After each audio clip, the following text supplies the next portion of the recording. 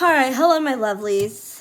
I'm going to talk about something that has happened this weekend. Well, this is the end of this week while eating this Fat Boy ice cream cake. I've seen them, but I've never had a Fat Boy. It's just a ice cream thing.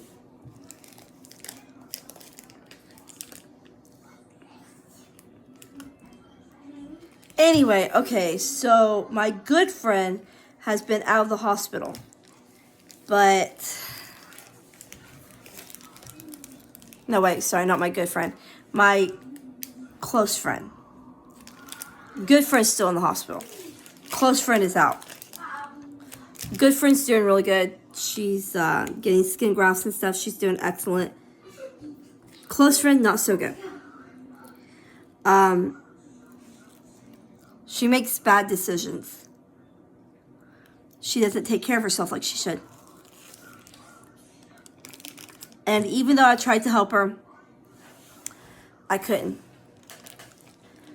And she may tell a different story, and that's fine. You know, I know what I did.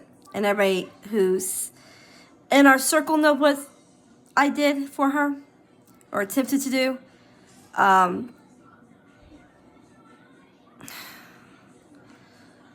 When I met her, she didn't have a vehicle.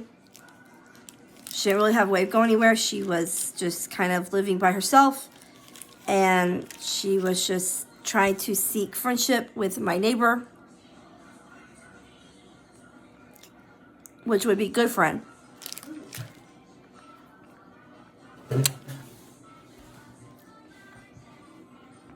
We clicked immediately. That's chocolate, by the way, on there. I don't want anybody to think that's something gross. It's just chocolate from where I wiped my hands off. We clicked immediately, or so I thought. And we were doing really good.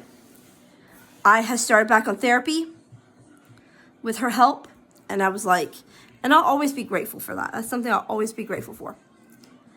And I started helping her in ways. I gotta dye my hair here soon. I cut it and I gotta dye it. But that's beyond the point. So, you know, I would take her on outings. She went to birthday parties. I was getting her involved with the family. There were a few times she spent the night with us. You know, stuff like that. I wanted her to feel like she was being rewarded for all her hard work. And, you know, motivation, if you will. And be her friend.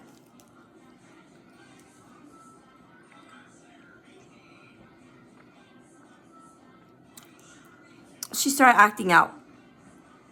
And I was warned she does this.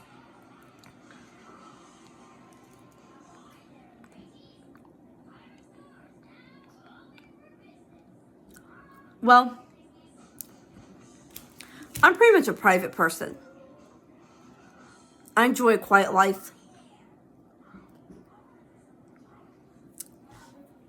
I've always been like that. And it got to where every week it was something. Doctor's visit, going to the mental health center, doctor's visit, mental health, doctor's visit, mental health. I didn't get a break. And I kept trying to explain to her, you know, I have kids to take care of. I have a house to clean. I have to rest. I have a chronic illness. And I mean, I love her, but sometimes it seemed like it was in one ear and made a U-turn and it went right out the same ear. It never touched the brain. She was diagnosed with NPD, so let's put that out there right now. And as many of you know, I have BPD. Well, it just got to be too much. She went to the hospital for a while, and I was here for her. She called me almost every day from the hospital.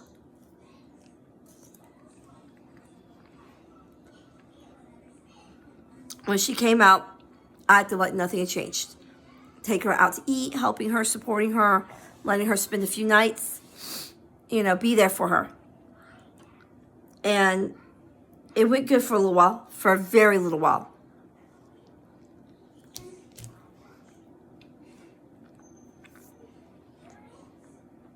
And then it started right back over. In total, from the time I met her, right after Halloween, to now, is only March. She's been in the hospital 3 times. And prior to meeting me, she said she hadn't been in the hospital for over a year. And I was warned that she does this sort of attention-seeking behavior.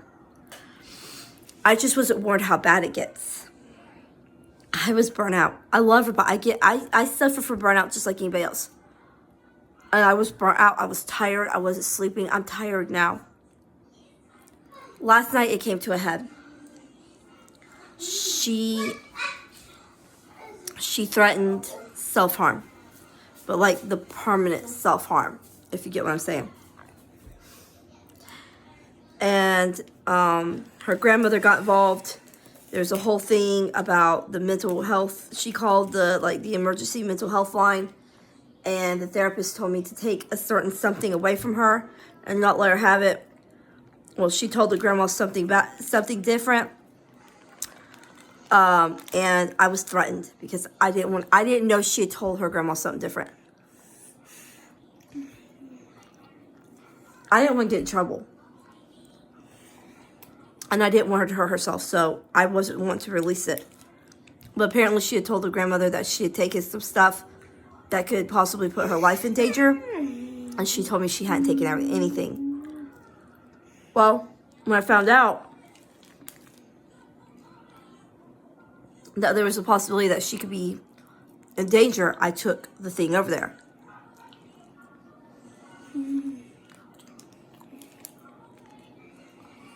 Police and paramedics were there.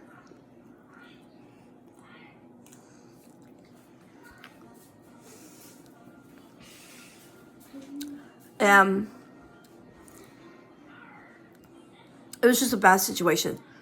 Like I said, I'm used to a quiet life.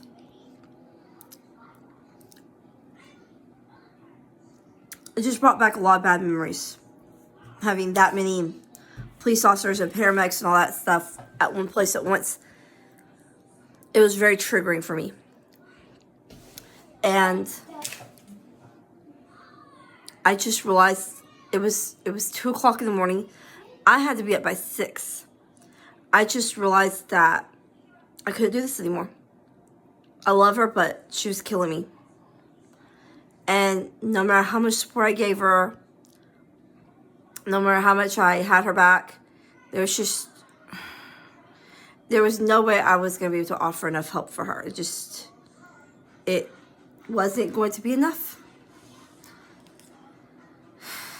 And I made the decision to, for now, temporarily cut her off. And as much as it bothered me to do that, I have kids. What separates me from her is that I have kids.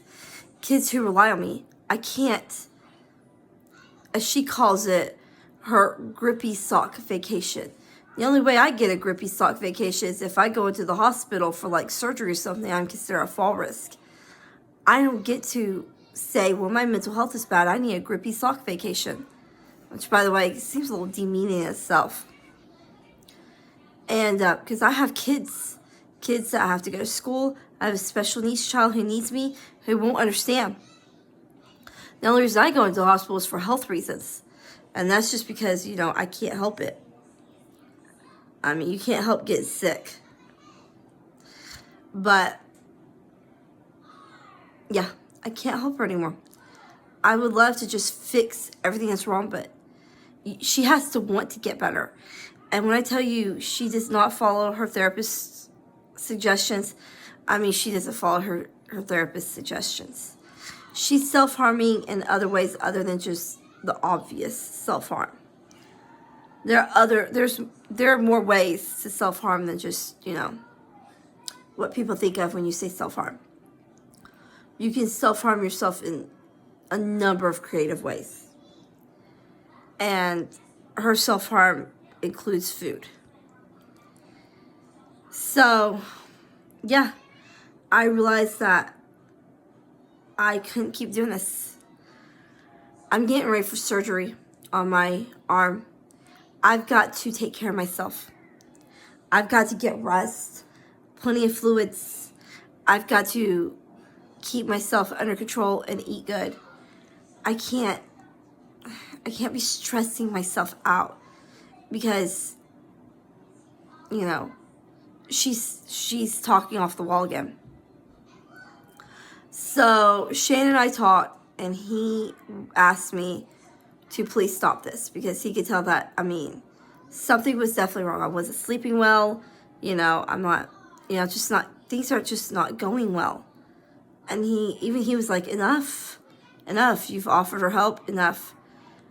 And that's where we're at right now. I've offered her all the help I can offer her. Now she's got to help herself.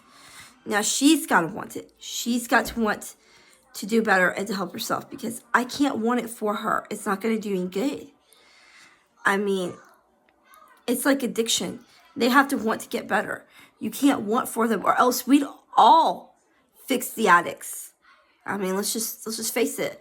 We'd all want it for them and just poof, magically fix them. But that's not the way it works. So, yeah. But that's my little ramble for today. I know I said I'd keep everybody updated on what was going on with my good friend and my close friend. My good friend is doing really well. She's in high spirits. They love her up there. And she's getting the help she needs and skin grafts and stuff like that. And I'm excited for her to be released from the hospital because, I want to see her. And my close friend is not doing so good because technically she's not my close friend anymore. I had myself removed from her safety plan because I just knew that I couldn't carry the both of us and be a mom and do all that I need to do. I want to go back to school. I got to get some fees paid to get my transcripts, and I'm planning to go back to school. So to get to get further education. So there's that, to further my education. So there's that. I got plans.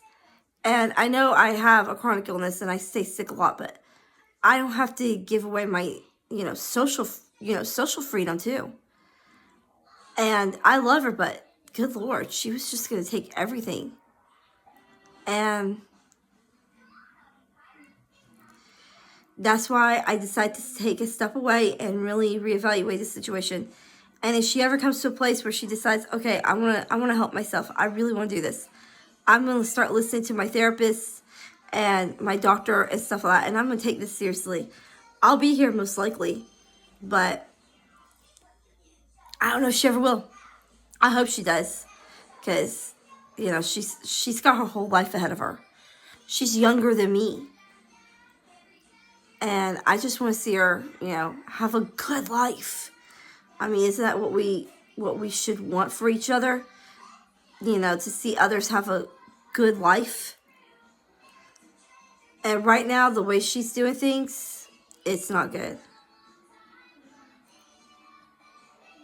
But that's the update on my good friend and my close friend. I've had my medicine, so I'm a little bit tired. If you notice, I'm kind of laggy because I'm tired. But honestly, it's been a stressful week. So much stress. But I hope you're all having a very good March. I know it's just started, but whatever. We're getting ready for a small family vacay. We're going to Tennessee, not the mountains, but we're going to Tennessee. And we're going to have fun, enjoy Lookout Mountain, and just take a moment to just, just kind of soak it all in. We don't get to take many vacations, but when we do, boy, do we enjoy them, because we just get a moment to just kind of, stop and go, just kind of catch our breath, because work, and stuff like that. And we always stay at a nice hotel, and it usually comes with free breakfast. It's just nice. We get to see something new. Sometimes, we visit the same places, but there's always something new happening. So there's that. So we're really looking forward to that. And I hope you're all having a good night. I will see you all soon. Bye.